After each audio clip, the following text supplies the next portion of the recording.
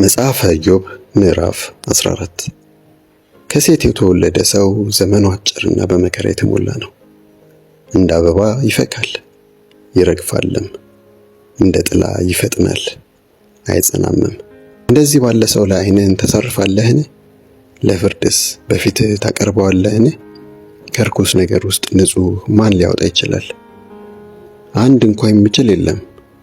የሰው ዕድሜ አስቀድሞ የተወሰነ ነው፣ የወራቱንም ብዛት ወስነህ አስቀምጠሃል። ሊያልፈው የማይችለውንም ገደብ አኖርህለት። እንግዲህ ዘመኑን እንደ ምንደኛ እስኪፈጽም ድረስ ፊትህን ከእርሱ መልስ፣ ተወው።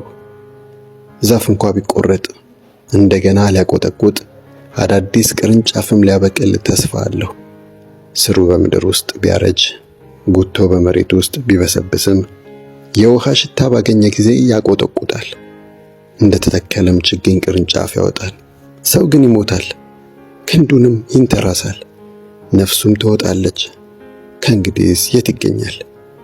ውሃ ከባህር ውስጥ እንደሚያልቅ የወንዝ ውሃም ጠፍቶ እንደሚደርቅ እንደዚሁም ሰው ይተኛል፣ ቀናም አይልም። ሰማይ እስከሚያልፍ ድረስ አይነቃም፣ ከእንቅልፉም አይነሳም። ምን ነው መቃብር ውስጥ በሰወርኸኝ፣ ቁጣም እስከሚያልፍ በሸሸከኝ። ምን ነው ቀጠሮ ሰጥተህ ከዚያ በኋላ ባስታወስኸኝ።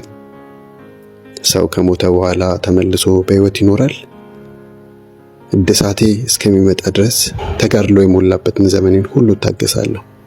ትጠራኛለህ፣ እኔም እመልስልሃለሁ፣ የእጅህንም ሥራ ትናፍቃለህ። በዚያን ጊዜ በእርግጥ እርምጃዬን ትከታተላለህ፣ ነገር ግን ኃጢአቴን አትቆጣጠርም። መተላለፌ በከረጢት ይቋጠራል፣ ኃጢአቴንም ትሸፍናለህ። ተራራ እንደሚሸረሸርና እንደሚወድቅ ዓለትም ከስፍራው እንደሚወገድ ውሃ ድንጋይን እንደሚቦረቦር ጎርፍም አፈርን አጥቦ እንደሚወስድ አንተም የሰውን ተስፋ ታጠፋለህ። አንድ ጊዜ ፈጽመህ ትበረታለህ፣ እርሱም ያልፋል። ገጽታውን ትቀይራለህ፣ ትሸኘዋለህም። ልጆቹ ቢከበሩ አያውቅም፣ ቢዋረዱም አያይም። የገዛ አካሉ ሕመም ብቻ ይሰማዋል፣ ለራሱም ብቻ ያለቅሳል። መጽሐፈ ኢዮብ ምዕራፍ 14 ከሴት የተወለደ ሰው ዘመኑ አጭርና በመከራ የተሞላ ነው። እንደ አበባ ይፈካል ይረግፋልም፣ እንደ ጥላ ይፈጥናል አይጸናምም። እንደዚህ ባለ ሰው ላይ ዓይንህን ታሳርፋለህን?